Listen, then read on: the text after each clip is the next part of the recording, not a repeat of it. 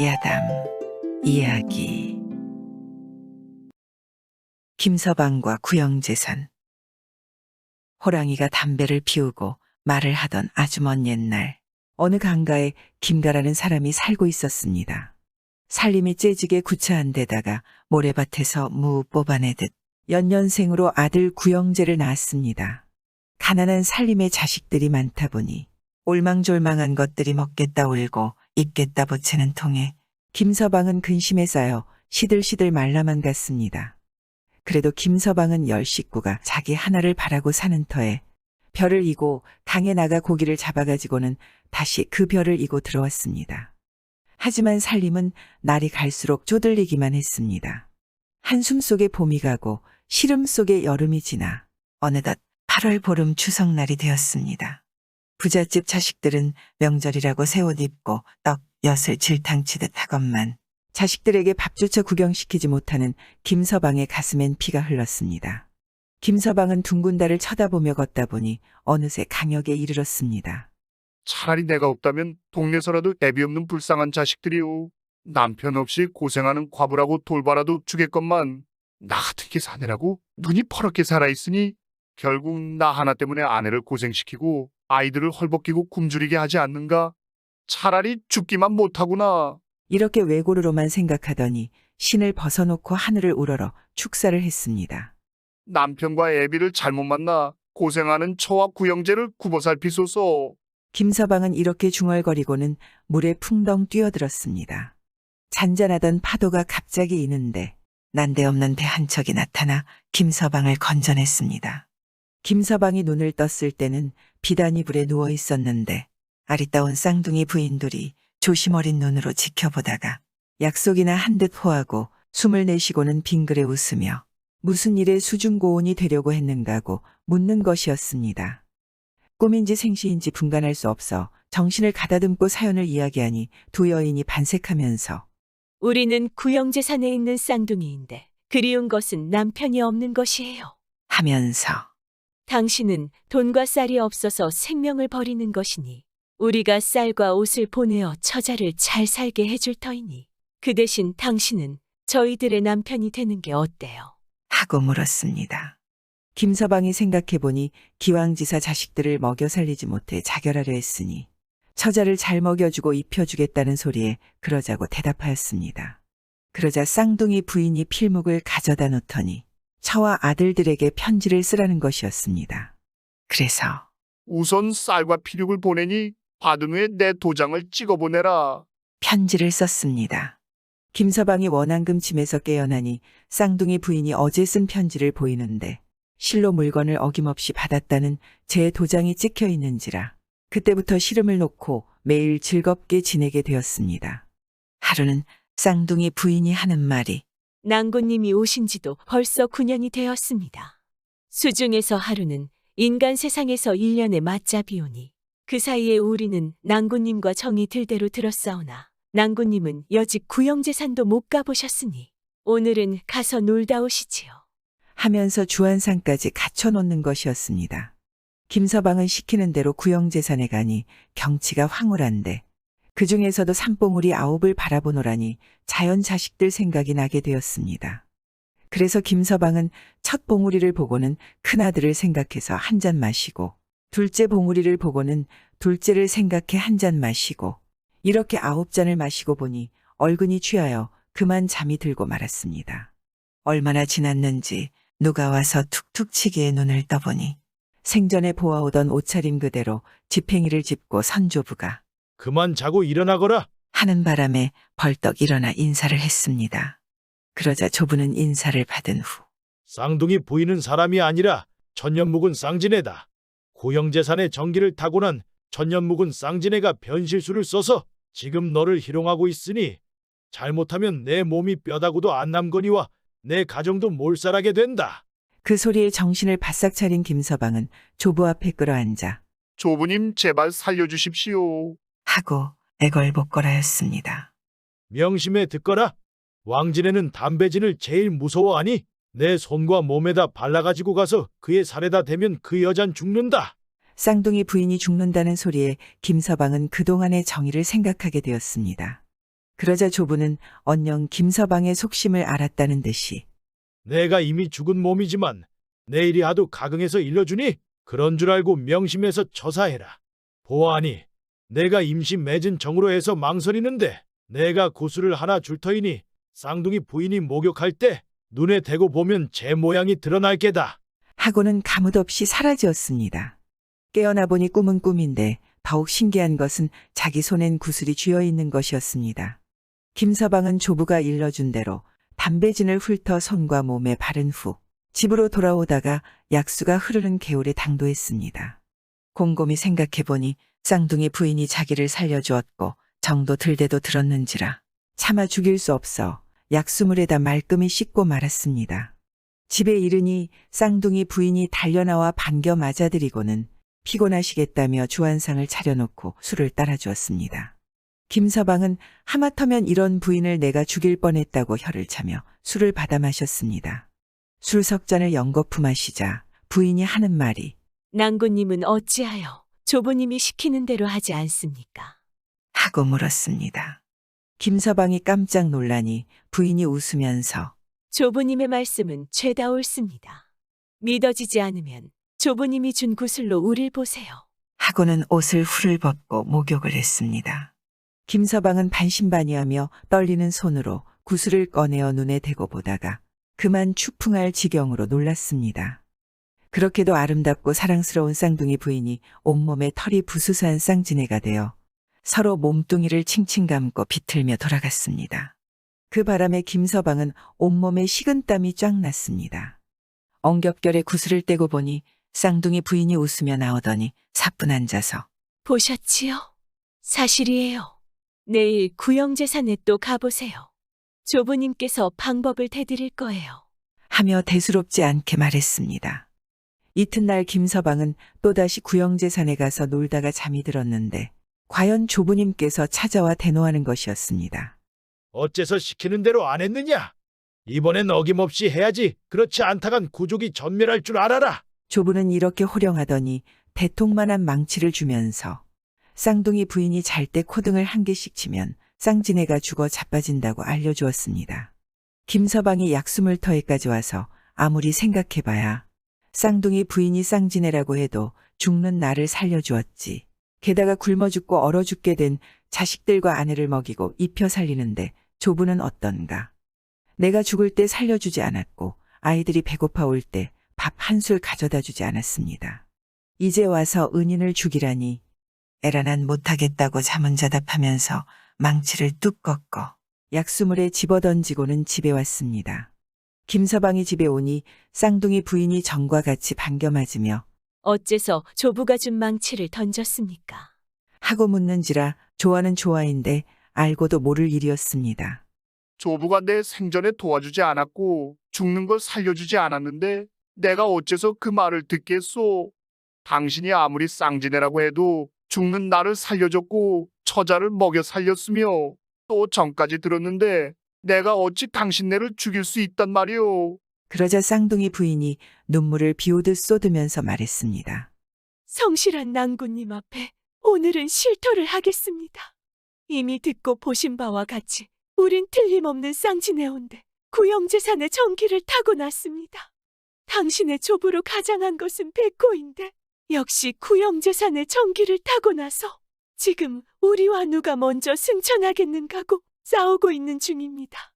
구영제산에서 누구 하나만 승천하게 되는데 백호와 우리는 힘과 꾀가 비슷해서 오직 구영제를 가진 부모의 힘을 얻어야만 이길 수 있기에 우리가 당신을 구원하고 구영제를 먹여 살리고는 있으나 낭군님이 하도 어질기에 차마 여쭈지 못하고 있던 중이옵니다.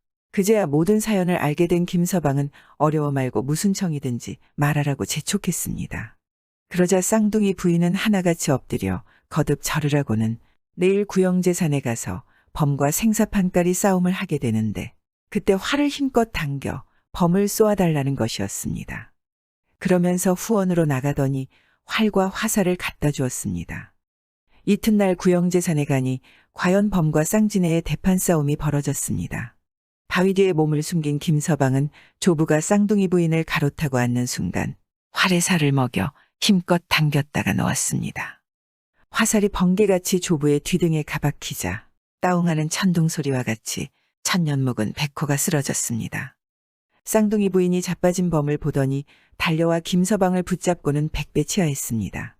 그날 밤 대언을 잘 차려 마시며 즐겁게 놀던 끝에 쌍둥이 부인이 배복하고 하는 말이 낭군님, 우리 내외간의 정이 아무리 깊다 해도 구영재를 낳아 기른 첫사랑만 나올 수 없고 저자가 기다리는 데다가 우리가 승천할 때가 되었으니 우리가 만났던 그곳에 가서 이별합시다. 하고는 배에다 금은보화를 가득 싣고 올라타라고 했습니다. 눈 깜짝할 사이에 김서방이 눈물을 흘리며 강가에 이르자 쌍둥이 부인이 안개처럼 사라졌습니다. 김서방이 환한 달빛에 은물결 출렁이는 것을 하염없이 바라보노라니 난데없이 사람 살려주세요. 어머니 어디 계십니까? 하고 울부짖는 소리가 지척에서 났습니다. 그 소리에 급히 배를 저어가니 푸른 물속에서 손과 골이 나왔다 들어갔다 하는지라 건전해서 배에 눕히고 물을 토하게 한 후 웬 사람인가 살펴보니 어떤 여인이었습니다. 배가 기슭에 닿으니 여러 사람이 달려와서 아이고 어머니. 하며 안아 들여가는데 젊은 청년 둘이 김서방의 손목을 잡고 어머니를 살려준 은인이라며 절을 하고는 무작정 집으로 끌고 갔습니다. 어느 때가 되었는지 그 여성이 개복되었다며 아들이 객방에 들어와서 우리 어머님이 은인께 인사를 올리시겠답니다. 해서 김서방의 옷매무새를 바로잡으며 초롱불을 들고 다가오는 여인을 보자 자기 눈을 의심해서 팔소매를 문지르고 보니 바로 분명 자기 부인이라 여보, 이게 어떻게 된 일이요? 하며 다가가는데 여인 역시 눈이 둥그레지더니 아니, 당신이? 하고는 눈물이 비오듯 했습니다. 그제야 김서방이 어찌하여 수중고운이 되려 했는가 물으니 당신이 떠나가신 후 매년 쌀과 피륙을 보내주어 잘 먹고 잘 살며 큰아들은 장가까지 보냈으나 잘 살수록 고생하던 당신 생각이 나던 중에 오늘이 바로 8월 보름날이라 자식들도 모두 숙성했으니 당신을 만나러 가던 길인데 이렇게 다시 만나게 됐으니 꿈인지 생시인지 모르겠수다. 허허, 일생의 배필은 어쩌는 수없구만. 김서방의 웃음소리에 부인은 아들 며느리를 불러 인사시킨 후 구영재를 데리고 화목하게 살았다고 합니다. 안방마님이 된 처녀. 옛날 어느 마을에 힘세고 성실하지만 조금 모자란 머슴 성훈이가 살고 있었습니다. 성훈이는 박부자 집에서 머슴으로 살고 있었는데 잔꾀도 부리지 않고 일을 잘하다 보니 박부자도 성훈이를 무척 좋아했답니다. 그러던 어느 여름날 성훈이가 산중턱 감자밭에서 일을 하고 있었는데 갑자기 소낙비가 내리는 것이었습니다. 그러자 성훈이는 커다란 나무 밑으로 몸을 피했답니다. 아이고 갑자기 웬 소낙비란가? 아직도 밭일이 많이 남았는데 그나저나 옷이 모두 젖어버렸구먼. 에휴. 옷이 모두 젖어 굽굽한 성훈이는 산중턱이라 사람이 없을 거라 생각하고 옷을 모두 벗어서 나뭇가지에 걸어 두었답니다. 그러자 잠시 후 빗줄기가 점점 약해지더니 소낙비가 멈추는 것이었습니다. 그러자 성훈은 걸어놓은 옷을 깜빡하고 홀딱 벗은 채로 밭일을 하지 않았겠습니까? 그렇게 성훈은 한참 일을 하고 있었는데 아랫마을 정순이가 올라오고 있는 것이었습니다. 정순이는 남의 집 일을 하며 삭슬 받아 생활하는 처녀였습니다. 어이 정순이 감자밭에 일하러 왔는가벼? 성훈의 말에 고개 돌린 정순이는 아니 이게 뭔 일이랍니까? 성훈이가 홀딱 벗고 자신을 부르고 있는 게 아니겠습니까? 그러자 깜짝 놀란 정순이는 자리에서 미끄러져 자빠지고 말았답니다. 정순이가 깜짝 놀라 자빠지자 성훈이는 생각할 겨를도 없이 얼른 정순이에게 달려갔습니다. 그리곤 정순이의 손을 잡고 일으켜 주었습니다. 어디 다친 데는 없는 것이오. 그러자 정순이는 얼굴도 못 들고 말하는 것이었습니다. 말은 그렇게 했지만 성훈의 커다란 물건을 보고만 정순이는 왠지 온몸이 달아오르고 맥박이 빨라지는 게 아니겠습니까? 그러자 자신이 벗고 있단 걸 알게 된 성훈이는 부끄러워 얼른 일어나려 했는데 갑자기 정순이가 손을 잡아 끄는 것이었습니다. 정순이는 이제 갓 처녀가 되어 한창인 사내의 물건에 호기심이 생긴 것이었습니다. 사내 경험이 전혀 없던 정순이가 호기심이 무척 많아질 때인지라 성훈이가 홀딱 벗고 달려드는 것을 보고 정순이도 가슴이 설레이지 않았겠습니까? 그렇게 시작된 두 사람은 풀밭에서 벌건 대낮에 뜨겁고 화끈한 별을 보게 되었습니다. 성훈이와 정순이는 처음 나누는 사랑이다 보니 황홀해도 너무 황홀했답니다. 그리하여 서로 좋아하게 된 두 사람은 틈만 나면 감자밭에서 만나 뜨겁게 일을 치르곤 하였습니다. 그렇게 두 사람의 꿈 같은 시간들이 지속되던 어느 날이었습니다. 박부자댁 마님은 성훈이가 시도 때도 없이 싱글벙글 웃고 다니자 박대감에게 물어보았답니다. 서방님, 요즘 성훈이가 시도 때도 없이 웃고 다니는데 무슨 일이 있는 것이오? 그러게요.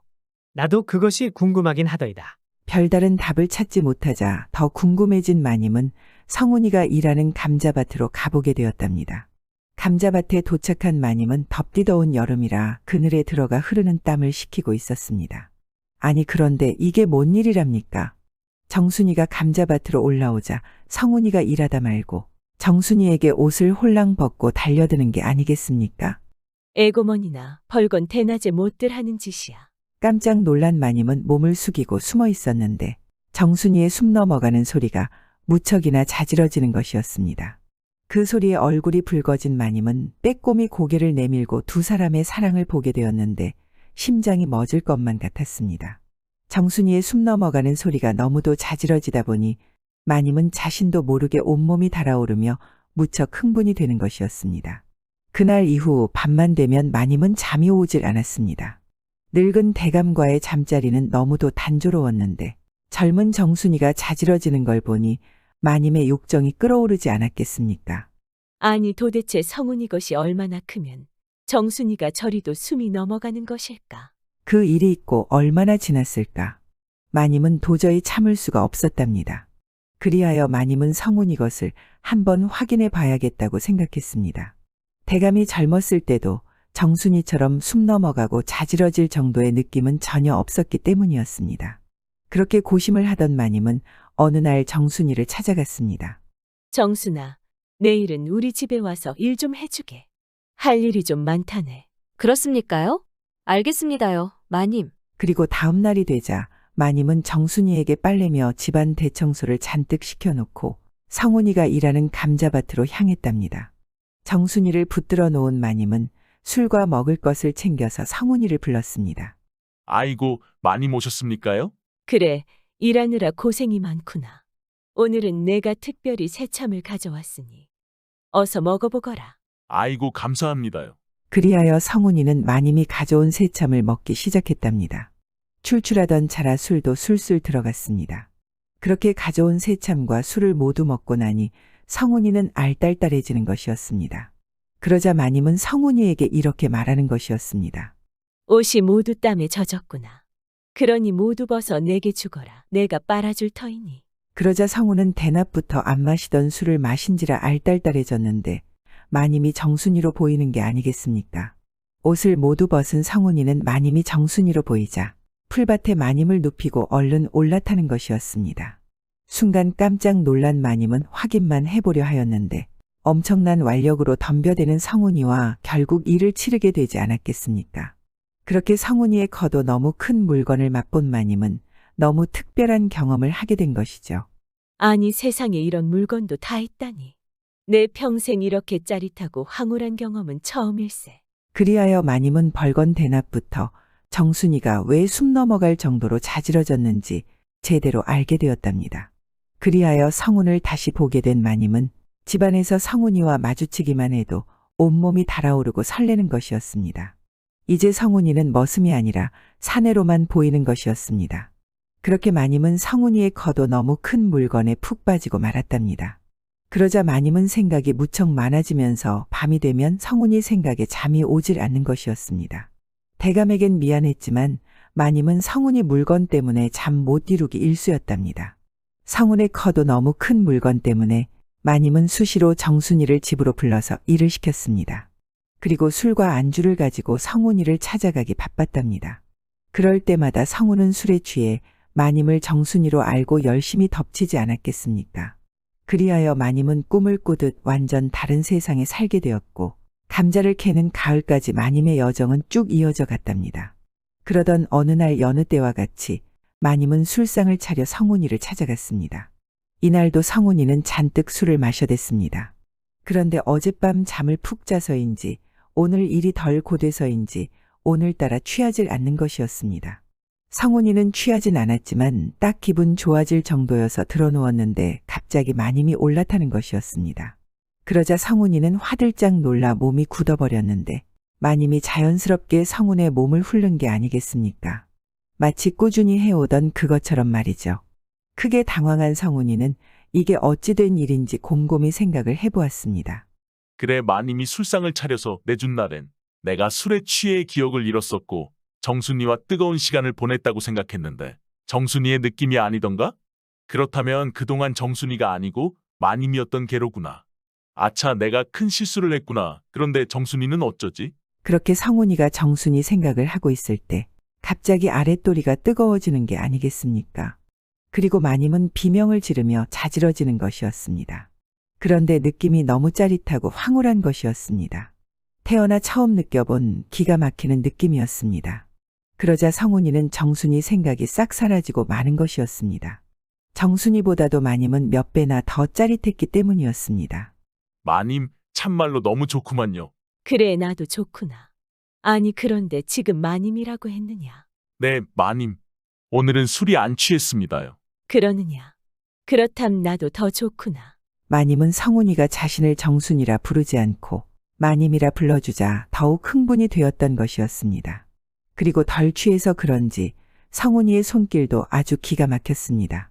그리하여 성훈이와 마님은 그날 이후 비밀리에 만나 뜨거운 사랑을 계속 이어가지 않았겠습니까? 한편 정순이는 언제부턴가 뭔가 이상한 생각이 드는 것이었습니다. 평소와 다르게 마님의 표정도 밝아졌지만 자신을 불러 일을 시키는 것도 많아졌고 그럴 때마다 마님은 집을 비우는 것이었습니다. 그리고 성훈이가 자신을 찾지 않는 것으로 보아 분명 무슨 일이 있는 게 분명했습니다. 그리 생각한 정순이는 하루는 마님이 시키는 일을 하는 척하다 말고 마님의 뒤를 따라가 보지 않았겠습니까? 아니, 그런데 이게 뭔 일이랍니까? 성훈이가 갑자기 옷을 벗고 마님에게 달려드는 게 아니겠습니까? 그러자 깜짝 놀란 정순이는 당장 쫓아가서 성훈이를 말리려고 하였습니다. 아니, 그런데 마님의 반응이 어쩐지 이상한 것이었습니다. 당황하는 게 아니라 오히려 마님이 성훈이를 덮고 끌어안는 게 아니겠습니까? 그제서야 진실을 알게 된 정순이는 화가 머리끝까지 나는 것이었습니다. 아니, 내게는 일을 잔뜩 시켜놓고 그런 사이 둘이 이런 짓을 하고 있었다니? 정순이는 질투심과 배신감에 화가 머리끝까지 났답니다.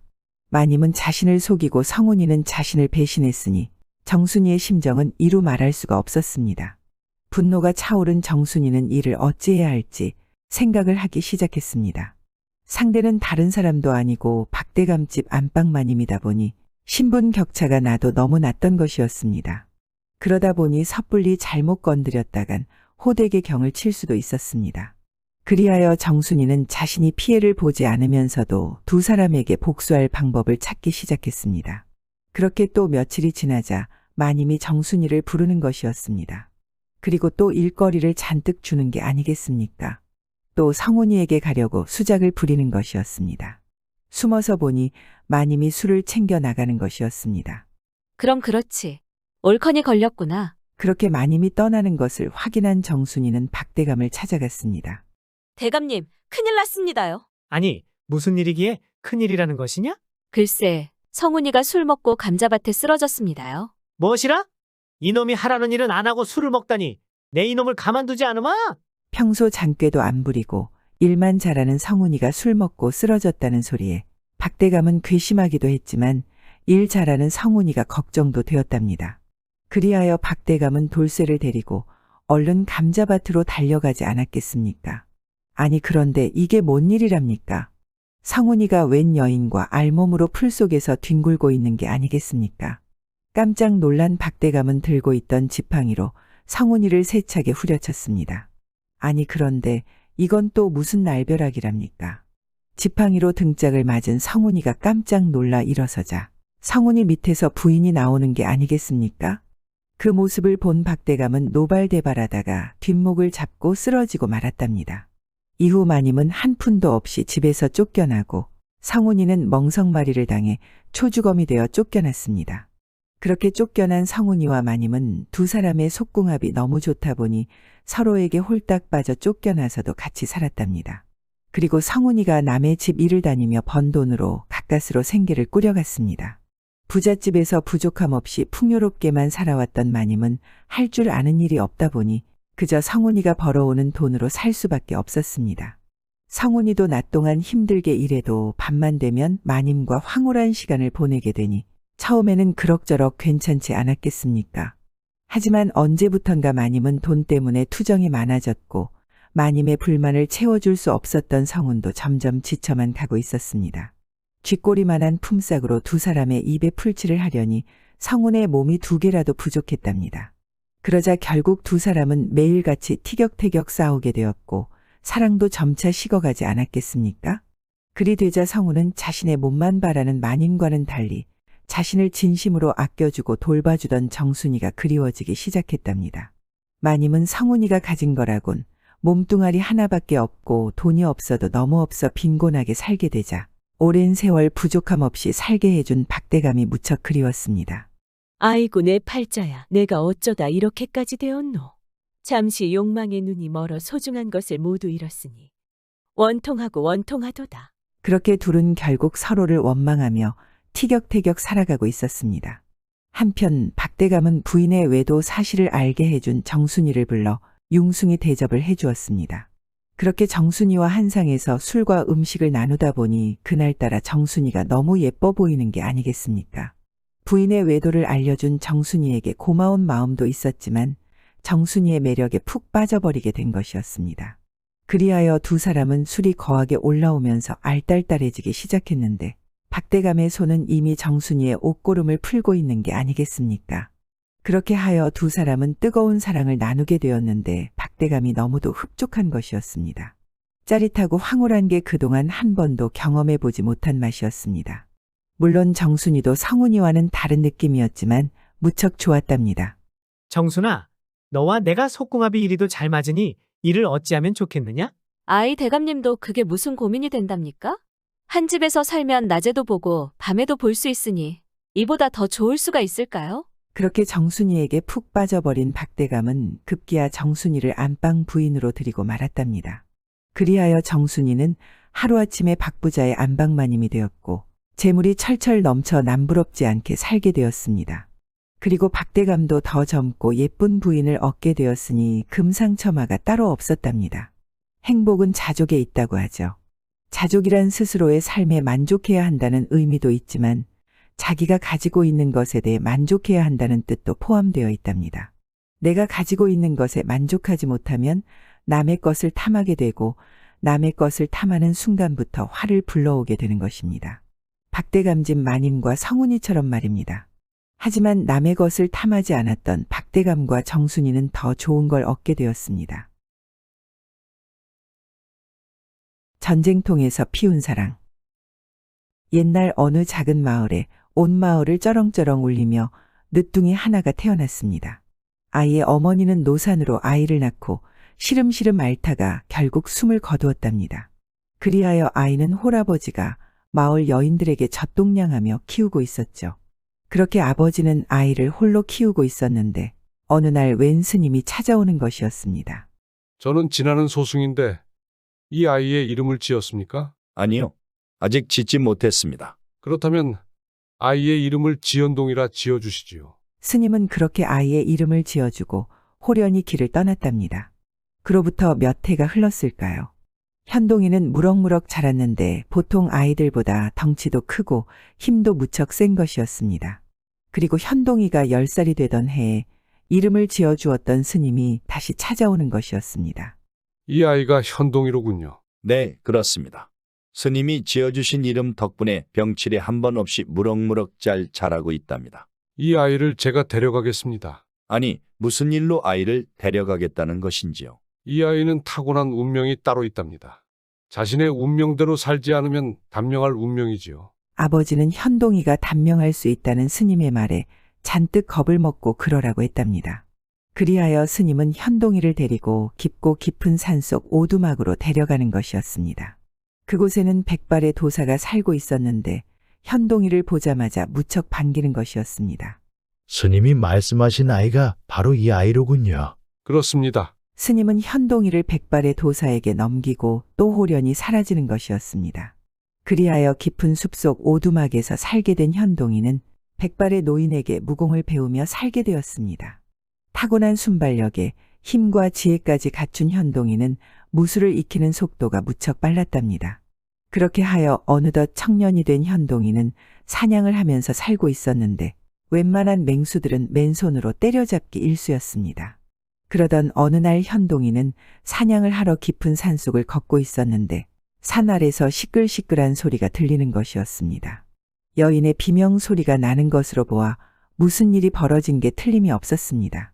현동이는 서둘러 산을 내려가 소리가 나는 곳으로 가보았습니다. 그런데 이게 웬 난리랍니까? 갑옷을 입은 몇 명의 병사들이 여인 둘을 묶어놓고 겁탈을 하려는 게 아니겠습니까? 나이 좀 있어 보이고 한 명은 처녀로 보이는 것이 모녀인 듯했습니다.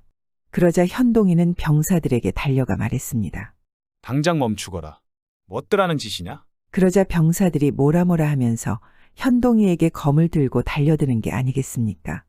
이놈들 당장 검을 놓고 물러서지 못할까? 그래도 병사들 서너 명이 한꺼번에 현동이에게 달려드는 것이었습니다.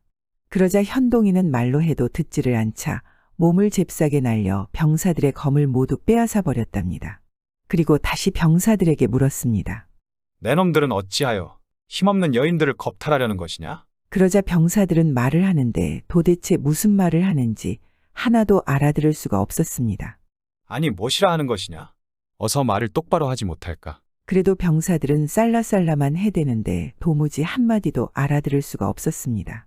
말이 통하질 않자 답답한 현동이는 여인 둘만 남기고 병사들을 모두 쫓아버렸답니다. 그러자 병사들은 걸음아 나 살려라 주랭랑을 치는 것이었습니다. 아이고 고맙습니다. 청년이 아니었다면 크게 병고를 당할 뻔했습니다. 어디 다친 데는 없는 것이요? 보아하니 두 사람 모두 크게 다친 곳은 없어 보였습니다. 그런데 딸로 보이는 처녀는 잔뜩 겁을 먹어서인지 유난히 오들오들 떨고 있고 얼굴은 무척 창백해 보였습니다. 아니 그런데 어쩌다 이렇게 된 것이요? 글쎄 갑자기 마을에 병사들이 들이닥치더니 마을 사람들 모두를 잡아갔답니다. 나와 정선이는 산에서 나무를 하고 내려오다 광경을 보고 숨었는데 병사들에게 들켜 끌려오게 된 것이지요. 그랬군요. 조금만 늦었어도 큰일 날 뻔했습니다.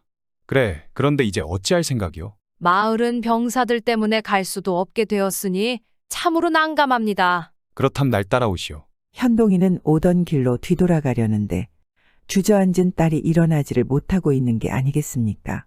너무 놀라서 겁을 먹어서인지 사지가 움직이질 않았던 것이었습니다. 처녀의 두 눈에는 눈물이 가득 고여 있었는데 마치 맑고 아름다운 호수와 같았습니다. 그 모습을 본 현동이는 갑자기 가슴이 뛰는 것이었습니다.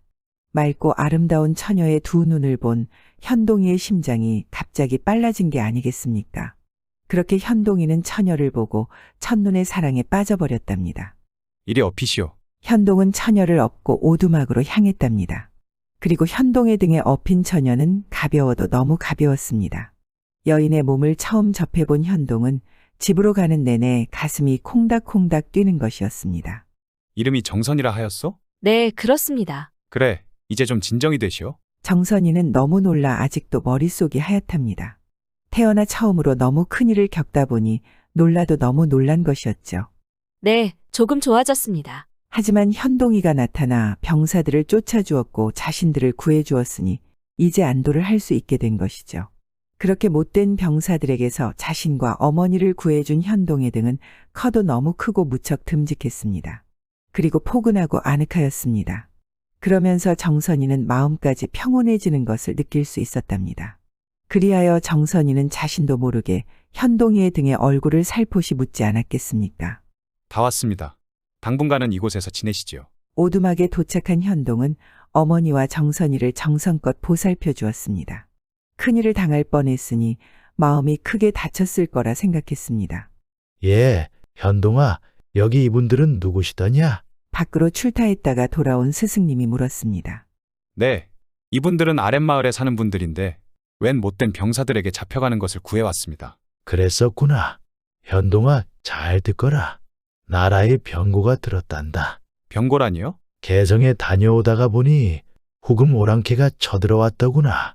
내가 태어나기도 전에 현암 스님이 내게 말했었다. 나라에 큰 변고가 생길 것이라고. 그리고 나라에 큰 변고가 생겼을 때 나라를 구할 아이가 머지않아 태어날 것이라고도 말했었지. 그리고 다음 해에 내가 태어났느니라. 현암 스님은 나라에 큰 변고가 있을 것이라는 것을 알고 너를 데려와 나에게 무술을 가르치게 하였느니라. 그랬었군요. 그럼 이제 저는 어찌해야 하는지요? 그것까지는 나도 모른단다. 현암 스님은 너를 내게 맡기고 앞으로 할 일에 대해서는 말해주지 않았단다. 그러니 지금부터는 너의 의지와 판단에 달렸느니라. 그렇군요. 오랑캐가 쳐들어왔다면 아버지도 위험하실 텐데 아버님부터 모셔와야겠습니다. 그렇게 하여 현동이는 한 걸음에 달려 쉬지 않고 아버지를 찾아갔습니다. 다행히도 아버지가 사는 마을까지는 아직 후금의 병사들이 거쳐가지 않았었습니다. 그리하여 현동이는 아버지를 모시고 다시 오두막으로 돌아왔답니다. 아니 그런데 정선이와 어머님이 보이질 않는 것이었습니다. 그러자 현동이는 스승님에게 물어보았습니다. 스승님, 혹시 정선처자와 어머님이 어디로 가셨는지 아시는지요? 글쎄다. 암자의 일이 있어 다녀왔는데 와보니 안 보이더구나. 그러자 현동이는 정선이 모녀가 걱정되었습니다. 그리하여 현동이는 정선 모녀가 마을로 가지 않았을까 하는 생각이 들면서 곧장 마을로 내려가 보았답니다. 그런데 마을에는 사람이라곤 눈 씻고 찾아봐도 아무도 없는 것이었습니다. 정선이 집을 모르는 현동이는 집집마다 다니며 정선 모녀를 찾아다녔답니다. 마을에 있는 모든 집을 다 찾아봐도 정선 모녀가 보이질 않는 것이었습니다. 정선이를 마음에 두게 된 현동이는 하늘이 노래지면서 마음이 조급해지는 것이었습니다. 아니, 마을 사람들은 모두 어디로 끌려가고 정선이 모녀는 어디로 갔단 말인가? 정선이 모녀의 행방을 도대체 알 수 없던 현동이는 모녀가 너무 걱정되었습니다. 그렇게 걱정하며 한숨을 쉬고 있었는데 산 너머 멀리서 연기가 수북이 올라오는 게 아니겠습니까? 저건 보통 밥 짓는 연기가 아닌 것으로 보아 사람이 무척 많은 것 같구나. 그렇담, 저건 오랑캐 병사들이 밥 짓는 연기겠군. 지선 모녀가 이곳 마을에 없다면 후금의 병사들에게 잡혀간 것은 아닐까? 그런 생각이 들자 현동이는 연기가 피어오르는 곳으로 달리기 시작했답니다. 현동이가 오두막에서 아버지를 찾아 떠나자 정선이 어머니는 남편과 아들의 생사가 너무 걱정되었답니다. 그리하여 마을로 내려오게 되었는데 정선이도 뒤따라온 것이었죠. 그렇게 마을로 내려온 두 사람은 집과 마을을 돌며 아버지와 아들을 찾아다녔던 것이었습니다. 설령 죽었다 하더라도 시신이라도 거둘 생각을 하였던 것이었습니다. 그렇게 생사도 모르는 가족 때문에 가슴이 찢어지고 눈물로 범벅이 된 두 사람은 목이 메이도록 남편과 아들을 불러대지 않았겠습니까? 그렇게 한참을 목이 터져라 불러가며 찾아다니고 있었는데 마침 마을에 들어왔던 후금의 병사들에게 발각되어 또다시 붙들리게 된 것이었죠. 의사들에게 붙들린 정선 모녀는 아름다운 미모 때문에 후금의 장군들에게 바쳐지게 되었답니다. 한숨도 쉬지 않고 달려온 현동은 몸을 숨기고 적진의 동태를 살피기 시작했습니다. 갑옷을 입은 수백의 병사들이 잡아온 마을 사람들로 보이는 수많은 사람을 감시하며 땅 파는 일을 시키고 있었습니다.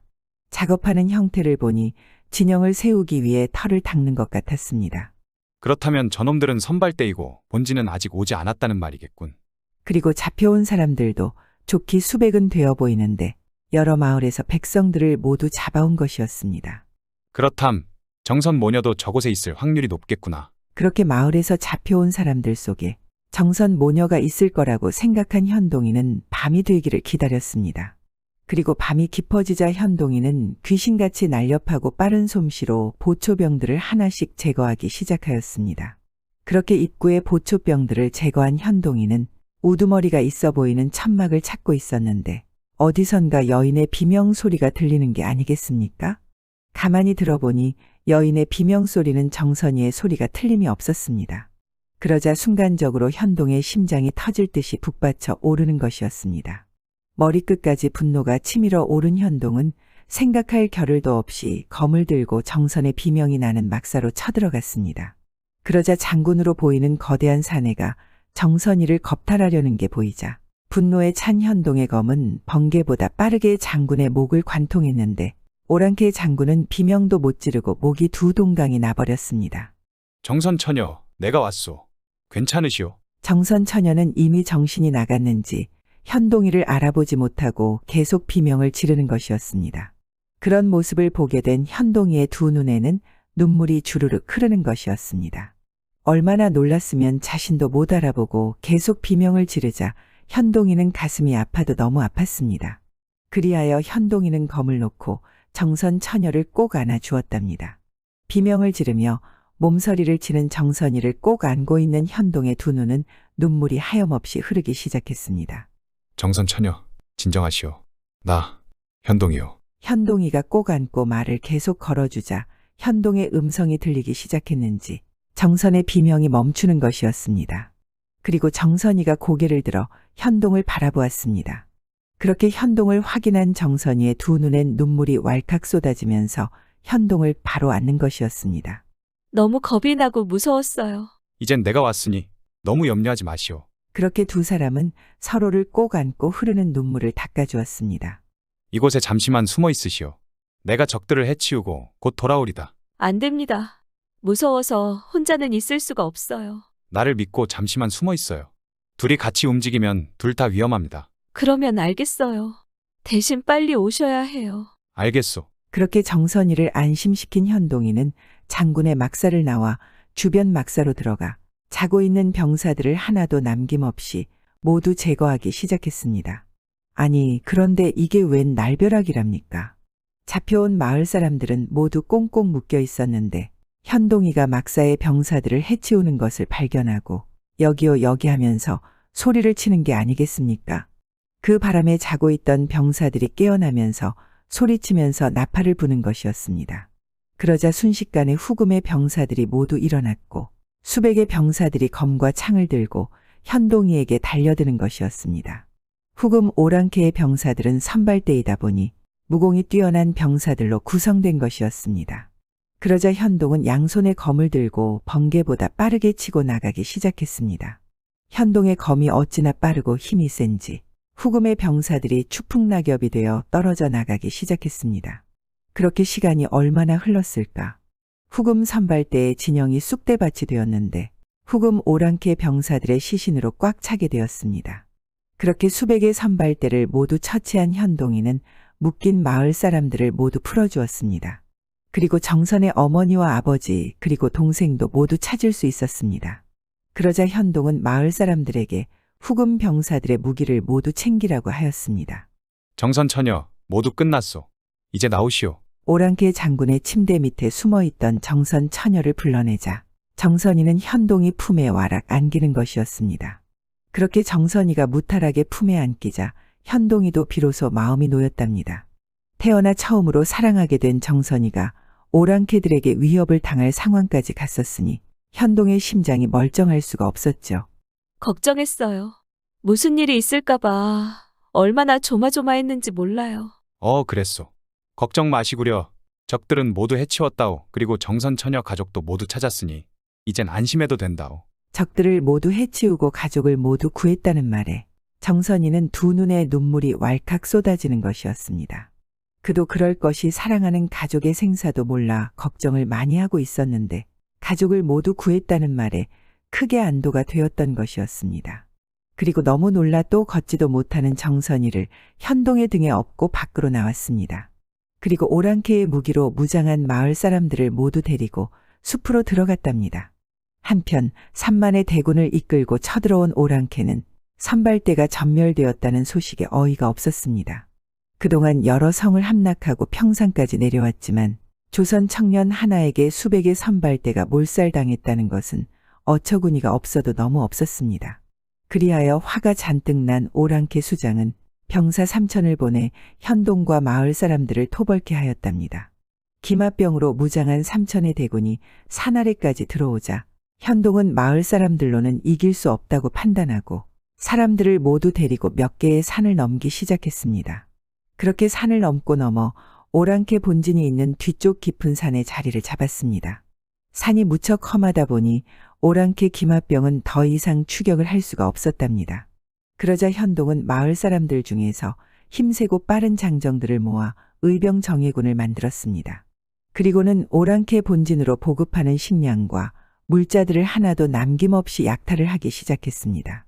그러자 오랑캐 수장도 보급품이 계속 약탈당하자 또 기마병 3천을 보내 보급대를 호위하게 하였답니다. 보급대를 호위하기 시작하자 현동은 전략을 세우기 시작했습니다. 그리고 의병 정예군을 둘러 나누어 좁은 골짜기를 골라 매복을 하였습니다. 그렇게 매복하고 시간이 흐르자 오랑캐 보급대와 기마병 3천이 골짜기로 들어서는 것이었습니다.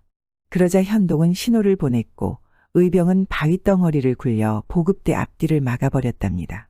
그리고 준비한 볏짚에 불을 붙여 오랑캐들에게 사정없이 떨어뜨렸습니다. 그러자 기마병이 타고 있던 말들이 모두 놀라 이리 뛰고 저리 뛰었는데 병사들은 모두 말에서 떨어지고 또 말발굽에 밟혀 죽거나 병신이 되었습니다. 그렇게 준비한 볏단에 불을 붙여 모두 떨어뜨렸을 때쯤 이미 보급대와 기마병은 쑥대밭이 되었고 마지막 남은 병사들은 현동과 의병들이 모두 제압을 하였답니다. 그러자 오랑캐 수장은 화가 나 또 병력을 파견하였지만 그럴 때마다 현동에게 전멸되기 일쑤였습니다. 아니 조선에 이렇게나 훌륭하고 뛰어난 청년이 다 있다니? 청년 하나 때문에 우리 병사 3만이 맥도 못 추고 결국 철군을 할 수밖에 없구나. 결국 보급이 완전히 끊기고 병력의 손실이 너무 커진 후금 오랑캐는 더 이상 전쟁을 할 수 없는 상황까지 이르렀답니다. 그러자 오랑캐 수장은 궁여지책을 내놓았는데 궁여지책은 이랬답니다. 그래도 후금의 수장으로 많은 병력을 이끌고 쳐들어왔는데 체면상 이대로 철군할 수는 없으니 당시 조선의 임금인 인조와 형제국을 맺기로 한 것이었습니다. 그리하여 강화도로 피신했던 인조는 후금과 형제국을 맺게 되었고 후금의 병력은 모두 철수를 하게 되었답니다. 그렇게 오랑캐 후금의 병력이 모두 철수하자 아버지와 스승이 무사한 것을 확인한 현동은 정선이에게 한 걸음에 달려갔습니다. 낭자, 내 오랑캐와 싸우는 동안 낭자 생각을 많이 했었소이다. 언제 죽을지 모르는 전쟁통에서 내 마음을 고백도 못 해보고 죽는다면 이보다 더 억울할 일이 또 있을까 하는 생각이 들더이다. 내 목숨 걸고 낭자를 지킬 터이니 내게 와주시오. 현동은 목숨 걸고 적과 싸우는 동안 목숨의 위협을 느낄 때도 많이 있었습니다. 그럴 때마다 살아서 돌아만 간다면 정선 처녀를 부인으로 맞을 것을 다짐했었습니다. 정선이도 끔찍한 상황에 처할 때마다 구세주처럼 나타나 자신을 구해준 현동을 마음에 두고 있었답니다. 그리하여 현동의 말이 끝나자마자 정선은 대답 대신 현동의 품에 푹 안겼습니다. 그리고 두 사람은 뜨겁고 뜨거운 사랑을 나누었습니다. 그리고 그날 밤은 유난히도 별들이 반짝이었답니다. 오랑캐 후금을 물리치는데 많은 공을 세운 현동에게 인조는 장군으로 임명했고 현동은 많은 병사들의 훈련을 맡게 되었습니다. 그리고 수많은 마을 사람들의 축복 속에 현동은 정선과 혼인을 하였고 두 사람은 행복한 가정을 꾸렸답니다. 정묘호라는 인조반정 공신들의 암투로 인해 이괄이 난을 일으켰고 결국 이괄이 죽어나니 실패하자 남은 무리들이 후금으로 도망을 갔었습니다. 그리고 광해군을 폐위하고 임금에 오른 인조의 부당함을 당시 후금의 왕 태종에게 주창하고 부추겨 결국 후금의 태종이 군사를 일으켜 조선을 침공한 것이었습니다. 권력 다툼에서 패한 무리들의 그릇된 처사로 일어난 정묘호라는 자칫 나라를 후금에 빼앗길 수도 있었던 역사적 사건으로 다시는 이런 일이 일어나서도 또 있어서도 안 되겠습니다. 처녀를 살린 떡거머리 총각. 먼 옛날에 집이 없이 홀몸으로 날품팔이하며 돌아다니는 떡거머리 총각이 있었습니다. 사람이 못난 것도 아니요 등신도 아니고 이목구비도 구전했으나 타고난 것이 가난뱅이 신세라 굶기를 부잣집 밥 먹듯 했습니다. 날품팔이를 하다 보니 정한 곳이 없이 길이 난 곳이면 발길 닿는 대로 갔습니다. 이렇게 돌아다니다 하루는 깊은 산중에 이르렀습니다. 오나루 걷고 걸어도 산길은 끝나지 않고 인연은 묘연하였습니다. 일락서산에 해는 지고 밤이 되었는데도 앞길은 막연했습니다. 총각이 한숨 쉬며 이마에 흐르는 진땀을 씻고 허리띠를 졸라매면서 사방을 둘러보니 저 멀리 앞쪽에서 무슨 불빛이 반짝반짝하였습니다. 총각은 온몸에 힘이 부쩍 나서 바지춤을 추고 불빛을 향해 걸음을 재우쳤습니다. 떡거머리 총각은 깊은 산중이니 오막살이 집이라 생각하고 불빛을 찾아갔는데 뜻밖에도 산기슭에 기와집 한 채가 있었습니다. 총각은 불문곡직하고 그 집 때문에 이르러 건기침을 하고 주인을 찾았습니다. 서너 번 찾았으나 인기척이라곤 없었습니다.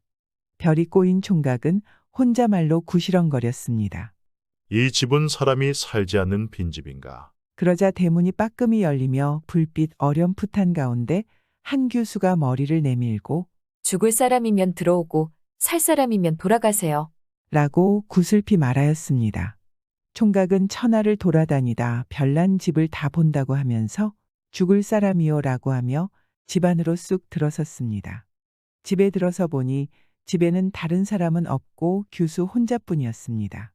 여하튼 시장 안이 밥이나 한때 얻어먹고 보리라고 묵은 밥이라도 있으면 좀 달라고 했습니다. 교수는 다소곳하고 저녁상을 차려드려왔습니다. 떡거머리 총각은 배고픈 김이라 밥을 제정신없이 먹었습니다. 총각이 달게 밥을 먹고 밥상을 물리고서 아랫방을 내다보니 등촉을 밝혀 대나처럼 환한데 교수는 함지에다 참기름을 떠놓고 머리를 감고 있었습니다. 하도 이상하여 저것이 요기인가 사람인가 하여 멍하니 바라보니 참기름에 감는 교수의 가마반질반질한 머리채는 한 발이나 되는데 해달같이 환한 얼굴에는 슬픔과 고뇌가 가득 차 있었습니다. 교수는 참기름에 머리를 감아 쌓아 올리더니 저녁상을 물리었습니다. 총각은 하도 괴이하여 잦은 기침을 하고 물었습니다. 묻기는 거북합니다만 랑자께서는 어찌하여 이렇게 큰 집에서 혼자 사시며 머리를 왜 참기름에다 감습니까? 반질반질한 긴 머리채를 내려뜨린 교수는 가냘픈 한숨을 쉬더니만 손님께 기이지 않고 말씀드리리다. 라고 하면서 집사정을 말했습니다. 원래 이 집은 양반 가정으로 식솔이 할아버지, 아버지, 어머니, 오빠네와 형님들에서 모두 20이었는데 반달 전부터 한밤중이 되면 난데없이 큰범 한 마리가 집에 뛰어들어 하루 저녁에 한 사람씩 물어가더니 이제는 자기만 홀로 남게 되었다는 것이었습니다. 그리고 오늘 저녁은 마지막으로 자기가 물려갈 차례인데 참기름에 머리를 감으면 혹시 참기름에 미끄러져서 살아날 구멍이 있을까 해서 머리를 감았다는 것이었습니다. 아, 그런 일이었구만요. 총각은 알겠다고 고개를 끄덕이고 나서 오늘 저녁은 자기가 범을 막을 테니 교수는 숨어 있으라고 하였습니다. 슬픔으로 눈곱이 젖은 교수는 땅이 꺼질 듯 한심 쉬더니 머리를 가로저었습니다. 문을 닫아 걸고 아무리 숨어도 쓸데없어요. 이제 저 앞산에서 쏴소리가 나고 마당에서 범이 3번 울면 사방 문들이 저절로 꽉꽉 열리고 범이 뛰어드는데 아무데에 숨어도 영락없이 물어가요. 총각은 호언장담을 했습니다. 사내대장부로서 범 한 마리를 당해내지 못한다면 어찌 장부라 하겠습니까? 그러나 범이 집안에 뛰어들고 하루에 한 사람씩 물어간다는 데는 필요곡절이 있는 것 같습니다. 그러니 근심 말고 내 말대로 하십시오. 라고 했습니다. 총각은 두 가마에 참기름을 부글부글 끓이게 하고는 술이 있는가고 물었습니다. 교수는 고방에 들어가 소량내나는 송엽주와 삼포도주를 한 동이씩 내왔습니다. 그리고 닭을 잡아서 끓는 기름가마에 넣으니 훌륭한 안주였습니다. 총각은 난생 처음으로 받는 대접이라 닭고기 안주에 술을 실컷 마셨습니다. 이렇게 떡거머리 총각이 술을 마시며 마지막 닭의 다리를 집어들 때 앞산에서 과연 쏴하는 소리가 났습니다. 범이 와요. 쏴 소리를 듣자 교수는 창백해서 사시나무 떨듯 화들화들 떨었습니다. 총각은 술잔을 놓고 정신을 번쩍 차렸습니다. 술기운이 펼쳐 온몸에 힘이 솟구쳤습니다. 랑자는 고방에 들어가 숨으시오. 이윽하자 밖에서 따웅 따웅 따웅 하고 천둥이 우는 듯 버무름 소리가 나더니 사방문이 꽉꽉 열리고 광풍이 휙 몰아치고 누런 호랑이 놈이 나타났습니다. 이때라 총각은 주먹으로 땅을 치며 태산이 무너질 듯 호령을 질렀습니다. 이놈, 웬 놈이 이런 행패냐? 그러자 황소 같은 범이 구들 한가운데 떡 버티고 서서 등장 같은 두 눈을 뚝 부릅뜨고 총각을 노려보며 으르렁거렸습니다. 총각은 제기랄 놈. 하고 번개같이 일어나 범을 걷어차며 소리 질렀다. 이놈, 내 놈을 저 끓는 기름가마에 집어넣을 테다. 떡거머리 총각이 자기 발에 걷어채어 풀썩 거꾸러지는 것을 보니 범이 아니라 떡구유 같은 도사였습니다. 총각은 번개같이 달려들어 두 번째로 놈을 걷어차니 도사는 마당에 내려가 곤드라졌다가 흙빛이 되어 부들부들 떨며 이마를 조아렸습니다. 총각은 도사를 내려다보며 흘러맸습니다. 이 요사한 중놈아, 이실직고 하지 않으면 끓는 기름가마에 집어넣겠다. 중놈은 이마에 피가 맺히도록 조아리며 연신 중얼거렸습니다. 예, 이실직고하리다.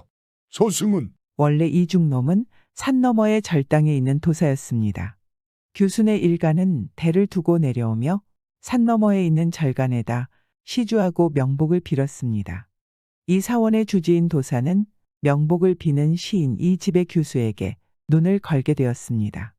그리하여 둔갑 장신수를 써서 범으로 되어 이 집 식구들을 하나하나 잡아치우고 오늘 저녁부터 밤마다 이 집에 드나들며 규수를 가늠하려 했는데 이렇게 떡거머리 총각을 만났던 것이었습니다.